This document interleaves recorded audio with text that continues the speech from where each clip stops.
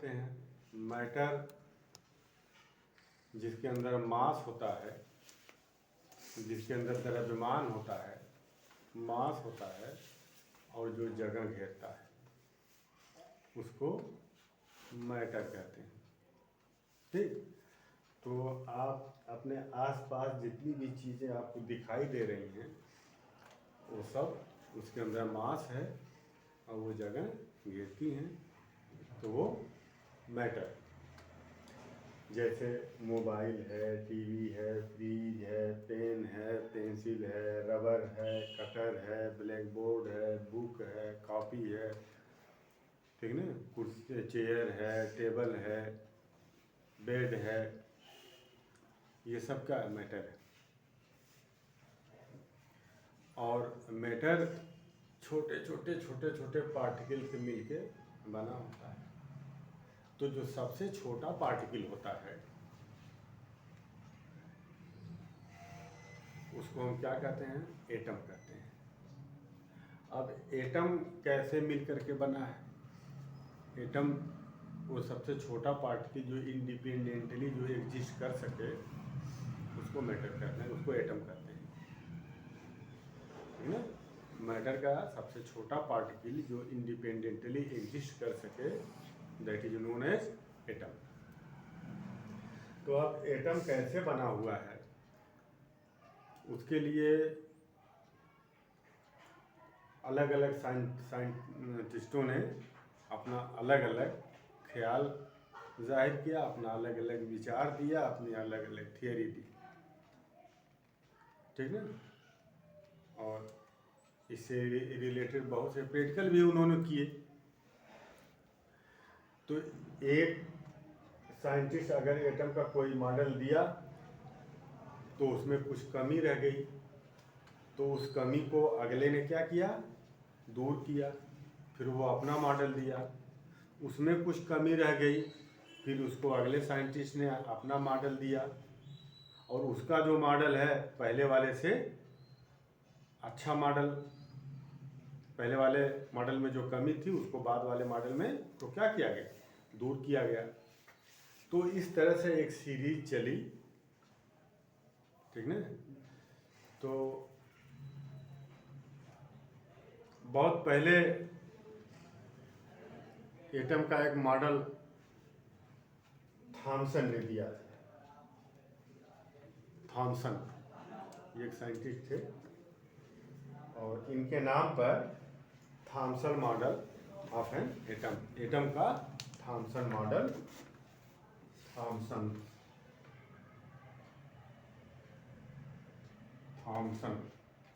ठीक ना।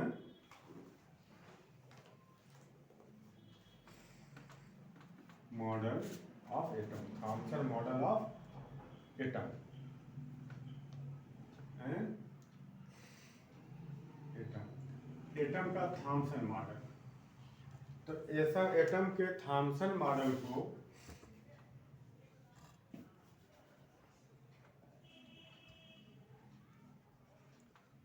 Plum pudding model भी कहते हैं,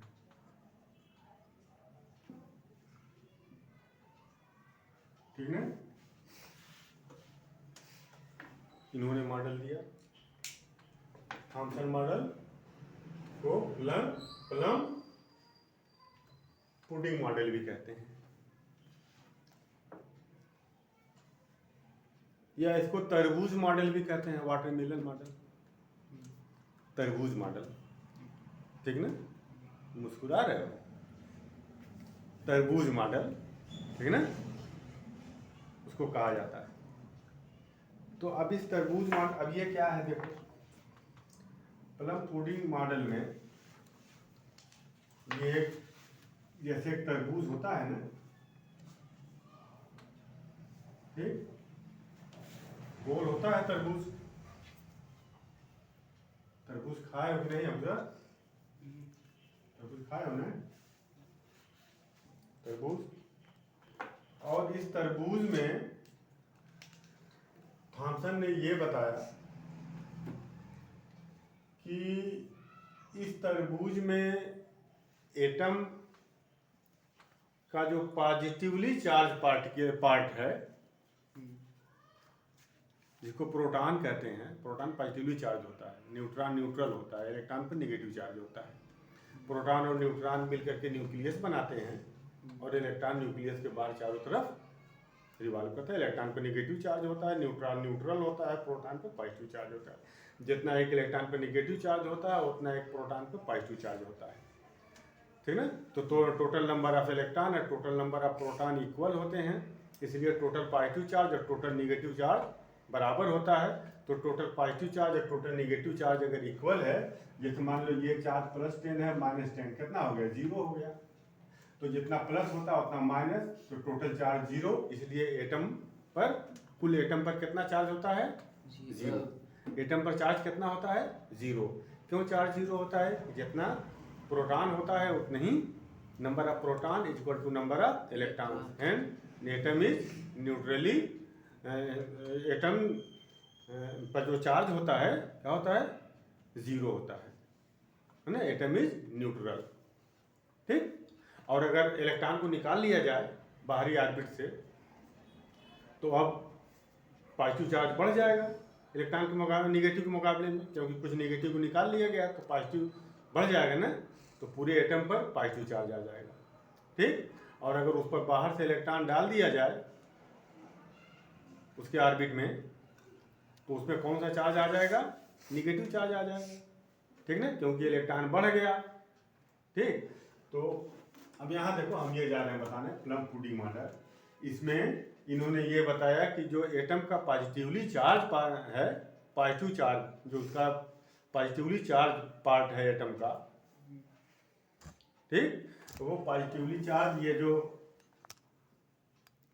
तरबूज के अंदर ये जो लाल वाला पार्ट होता है, ठीक ना,